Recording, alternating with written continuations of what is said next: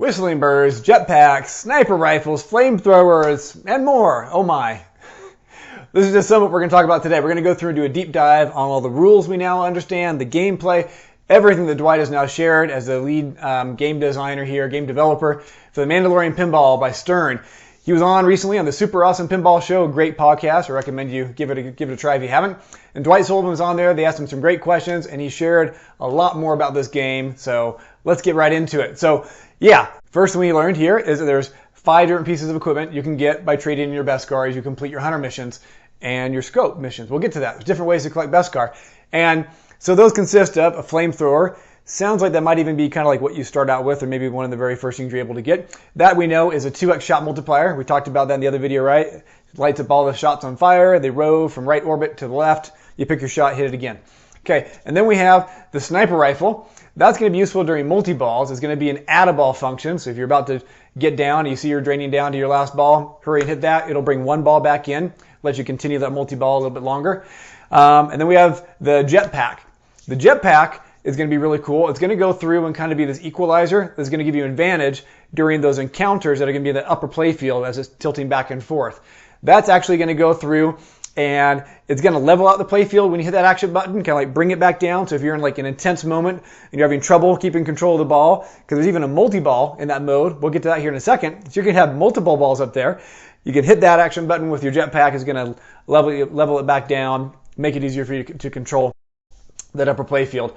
That's on the premium. We have yet to hear exactly how the jetpack will influence things on the pro, since you won't have the tilting play field. So kind of sounds like Dwight's still working on exactly how that aspect's going to work out for the pro. So we'll see that on future updates for the code, I'm sure, down the road. And then last but not least, we were right. There is a smart bomb feature for the modes. It's not the rocket launcher off the back.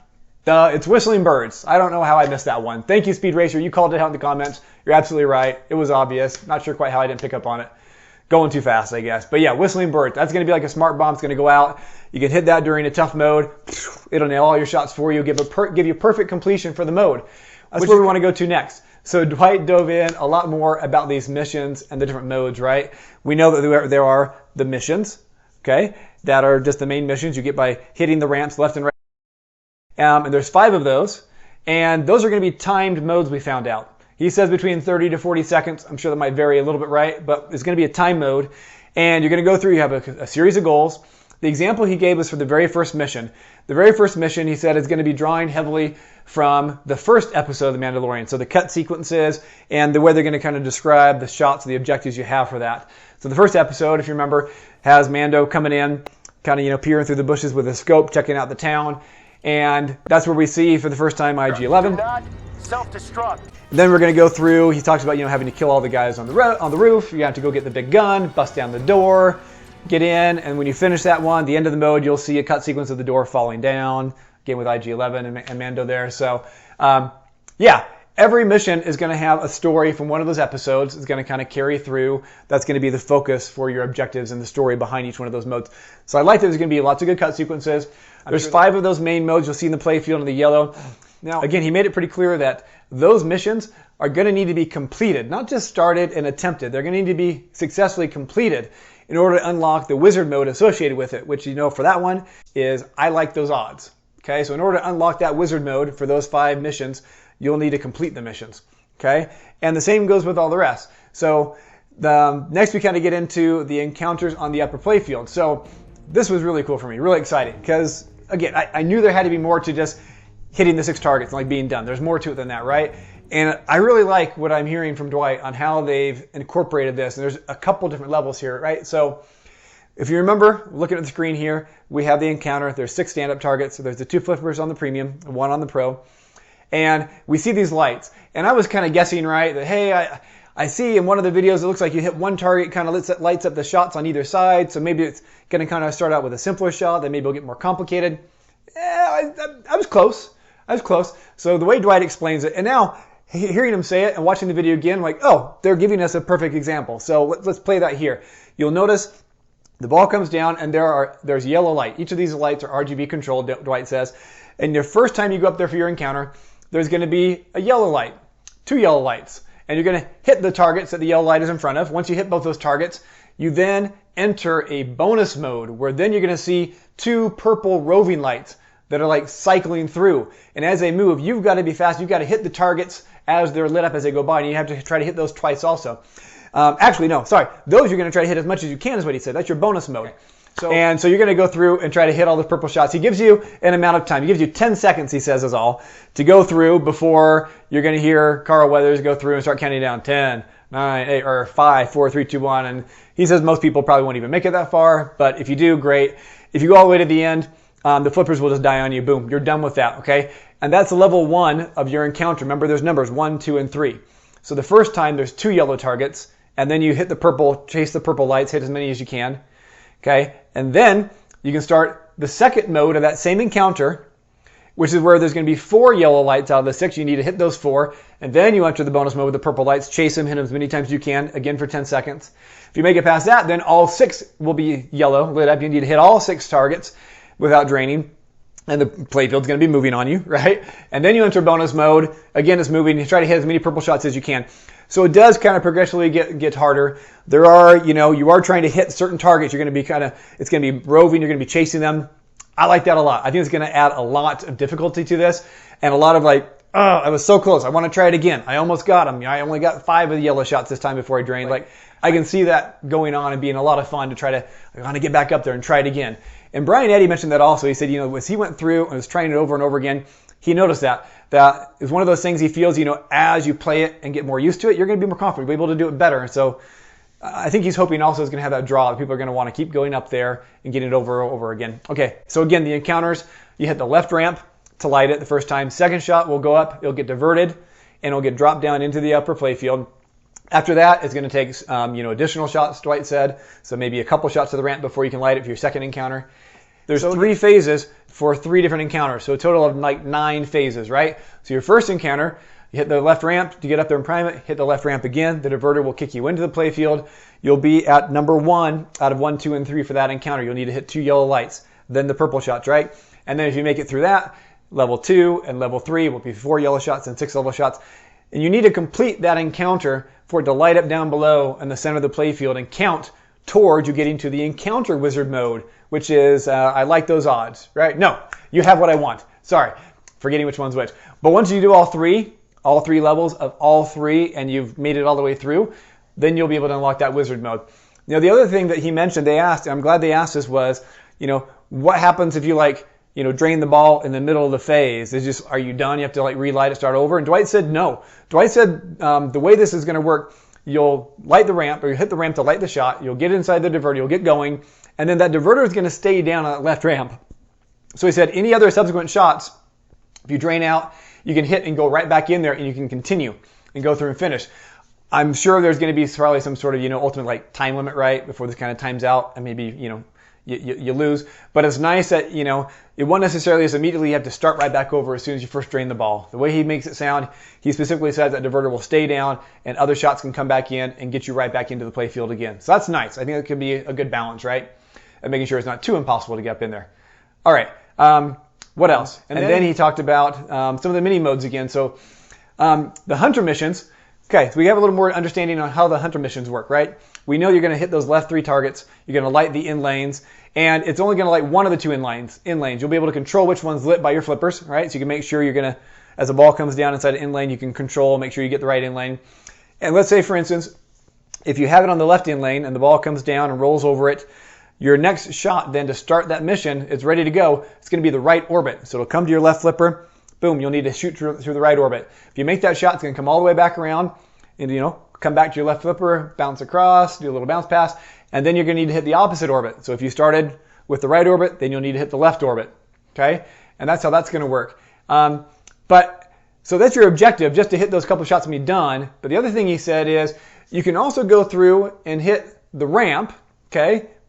He didn't say which one, so maybe both or one of them. I'm sure it'll be lit up to show us, right?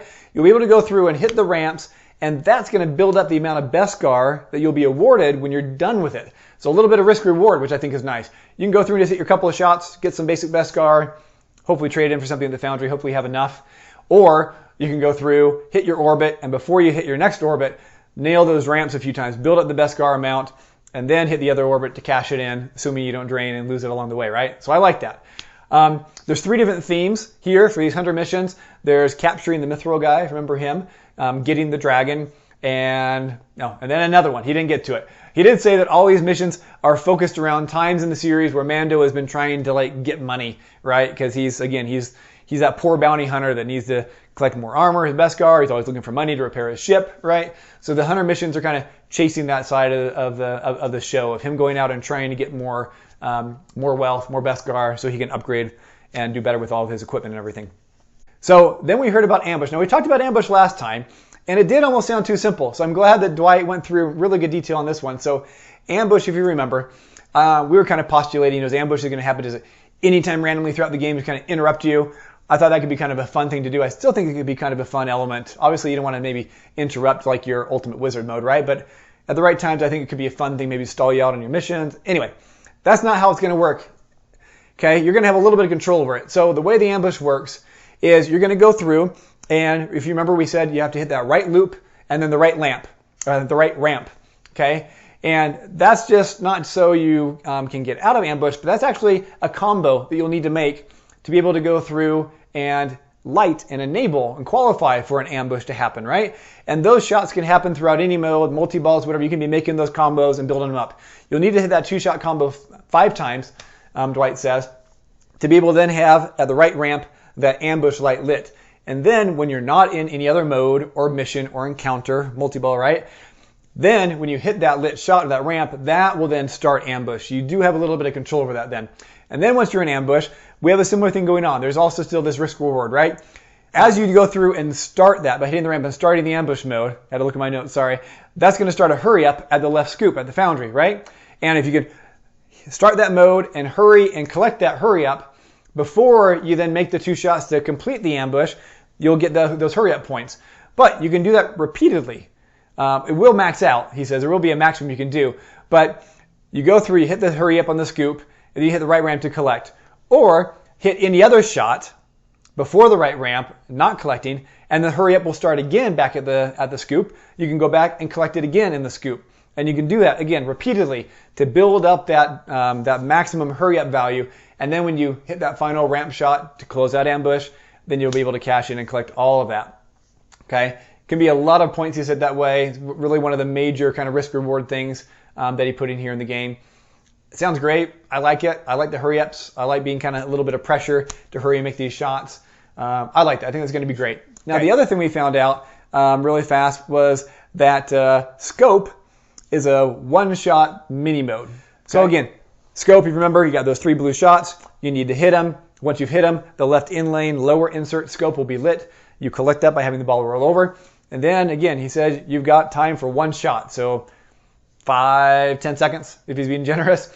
And you got to then make one of those 3 blue shots again. And they're all really tight next to each other. Again, is that inner loop, the right ramp, and then the stand up right in between those 2. So 3 tight shots. Which one you hit, you're going to get a different reward. Okay, so one is Beskar, like we talked about. One, he says, just a whole lot of points. Okay, and the other one is going to just immediately give you equipment from the foundry without having to like earn the Beskar and turn it in. He didn't say if it's like predetermined for you or if you'll get to choose, so we'll have to find out on that. The other thing he said though is like, say like, you're playing in tournament play, I just want the big points. We're not sure how big the points will be, right? I'm sure they'll adjust that as they get things balanced. But you won't just be able to hit the same shot over and over. Like you do scope, you get good at those shots, you trigger it, you start it, you hit. If you hit the big points to collect it the first time, the next time you go through and do it, that won't be an option. It's not going to reward you. You'll have to hit one of the other 2, and then the final one. Then after you've done all 3, then you can loop back around and start scope all over again and collect each one of the 3 again. Okay, does that make sense? So you won't just be able to keep collecting the same scope reward time after time after time, which makes sense. Again, you got to have balance in that, right? Okay. And then we talked about multi-balls. Now, we got good clarity here, because if you remember, last time I was a little like, well, he talks about there being 3 distinct multi-balls, but then he also talked about, the Razor Crest is where you get the multi-ball. In the playfield, we see these modes, and Razor Crest is that its own multi-ball. Okay, so Razor Crest multi-ball is, that means all the multi-balls, okay? You're going to hit, and your first time, you're going to go through, and you'll hit that swinging target, the pendulum target 3 times, and then on the 4th time, you'll go through that to get the ramp behind. That's going to start your first multi-ball. And this actually I think was talked about before, but I kind of missed it also. But it says you'll be able to pick, you'll be able to control with your flippers which multi-ball it is as you go in to make that shot. Okay, and again, the three are, so just three, is the Ice Spider multi-ball, the Pirate Attack multi-ball, and the Jetpack multi-ball. Okay, he didn't talk about all of them. He did go through and he talked about the Jetpack one though. So let's talk about that. The Jetpack one is going to be based on the 8th episode with the whole TIE Fighter sequence. Again, when Mando gets his jetpack, Moff Gideon's coming around the TIE Fighter, and Mando goes up and starts attacking and flying. And yeah, so the different stages of that multi-ball, so there's stages to each multi-ball also, is you've got to go through and set that grappling hook to grapple on. Then you got to climb on top of the ship, on top of the TIE Fighter, make some shots to accomplish that. Then you got to plant bombs, okay? And then once you've done that, done all three of those, then you're all set. And once you've done all of that, okay, and then he says when you get down to one ball left, then the super jackpot is going to light. Now he says get down to one ball. What if I'm doing awesome and I've got like all the balls cradled ready to go? Or maybe I've got to drain some. I'm still questioning the how exactly accurate that is, but he says once you get down to one ball, then the super jackpot will be lit for you to complete that multi-ball. So again, there's this sense of you have to complete the multi-ball because he knows down the play field. So we have our 5 missions with the wizard mode, right? Then we've got our 3 encounters with the wizard mode, and then in the multi-balls we've got 3 Razor Crest modes to complete, and then we've got wizard mode there of precious cargo. So again, you can't just get into the multi-ball and then drain immediately like I do sometimes. To unlock that wizard mode, you're going to need to actually go through and get through each of the stages and then make that final super jackpot shot. And the amount of points you get, is, he says, going to be dependent on how well you've accomplished those other modes throughout it, kind of those phases of the multi-ball. That's an interesting aspect of it. I like that you get like an actual reward, so there's like an end point to the multi-ball, right? It doesn't like necessarily go on forever. You need to do your best to complete those modes, then nail that super jackpot. That sounds interesting. Again, how much you're going to be able to control that, keep it going as much as you can, I'm sure, to maximize it. But then once you get down to one ball, or you let yourself get down to one ball, you're ready to then go cash in. I don't know. Again, I want to see this in real life, right? Be able to go through and play it. But it's intriguing. I like the approach he's taking here with all this. Okay. And then, of course, obviously, if you're able to unlock each of those wizard modes, once you've completed each of those wizard modes, then you then qualify to start the kind of the ultimate final Mega Wizard mode, right? This is the way. He did not go into talk about what's left there. Obviously, it's one of the biggest modes. I'm sure they'll kind of be left as a surprise. We'll have to kind of get there and be able to experience for ourselves. Okay. Lots going on there. Lots we unpacked. A lot of detail. I love this. It's really making me get way more excited to actually shoot this pin. Like, I'll admit, when I first saw it, I think I was like, lots of you kind of like, this is good. This is great. I like the layout. Could be good, but I had lots of questions. Lots of things I'm not sure about, right? How's it going to turn out? The more I hear about this, I like the approach Dwight's taken. It doesn't sound like insanely complex to get your head around at all, but I think there's enough to it. There's enough depth that it's going to be fun. It's going to be challenging. I like that there's kind of this extra reward for a sense of completion through each mode, not just like starting the mode and doing your best, but like if you actually complete it, there's extra rewards, extra wizard modes you're able to unlock because of that. I like that. That'll make me want to keep coming back and back until you can perfect it and get that mode down, right? Which I think is great. Yeah, a lot of fun stuff. Let's see, what else? We talked about the rollovers over by the child rollovers by Grogu. He clarified that the D rollover over there is really tight. That's actually the shot that's coming up that center ramp underneath the Razor Crest, so it's not a rollover. That's how the ball comes up in and can get set up there. And again, they talked about, they spend a lot of time working with the magnet. So when it grabs it, there's a whole little cut sequence that starts with baby Grogu and using the Force, and the magnet will start to kind of, make the ball just wake out and jump back and forth till it finally throws it down one of the lanes. There's different rewards there. We only know about a couple of them. So C, if you collect over the C, that's going to be a bonus multiplier. Over H, we know that's the heal for a ball save later on. We don't know what I, L, or D are going to give us, some other type of mystery rewards. So we'll see. Interesting. They also went through and talked about how you're going to start each of those wizard modes is the same shots you're going to take just to start the individual modes you have to complete to qualify for it. So for instance, for the encounters, you hit the left ramp, and then you hit it again to get into the diverter to start that mode. Once you're all the way done, you'll do the same thing. Once you've done all 3 encounters, you're ready for that wizard mode, you'll hit the left ramp. You'll need to hit it again to get the ball up into that diverter. And this is where they do something a little bit different, because once the ball's up in that diverter, well, then you're on that play field, right? And Dwight said, well, again, there's different modes to the wizard mode. And so the initial wizard mode is actually going to be down in the lower play field, making some shots. And so it might sound a little bit confusing, but to start that wizard mode, you'll hit the left ramp, then you'll hit it again, the ball will go up in the diverter, and then the playfield, upper playfield is actually going to rotate up really steep. The left flipper by software is going to get pulled up, the ball is going to get held there, and it's going to just be trapped. And then it's going to auto-launch another ball into the playfield from down below. You'll use that ball then to make those shots around the lower playfield. Once you've completed that, which is phase 1 of that wizard mode, then you'll hit the left ramp again. It'll go up, the diverter will be down, it'll divert the ball in, and then you'll have a second ball right behind there on that left flipper, because the second mode of that wizard mode is a 2-ball multi-ball inside the upper playfield. That's that multi-ball we were talking about earlier. Trying to, again, make those crazy shots as it's tilting up and down, hitting purple. That sounds like a lot of fun. It's going to be even crazier to try to keep track of, right? That's the second phase. Second phase of the encounter wizard mode. He didn't go through and talk about the final phase of that. We still have to wait and see how that's going to play out. He talked a little bit more about co-op. That was interesting. Not a lot of huge surprises there. Co-op, obviously, you're working together. You all share the same score. You share progression. You also share a pool of Beskar. So if you go through and player ones, just kicking trash and collecting tons of Beskar, they can decide if they want to cash it in during their turn or they want to save it, and then let another player step up on their turn. They can go through and they can cash in that Beskar for good.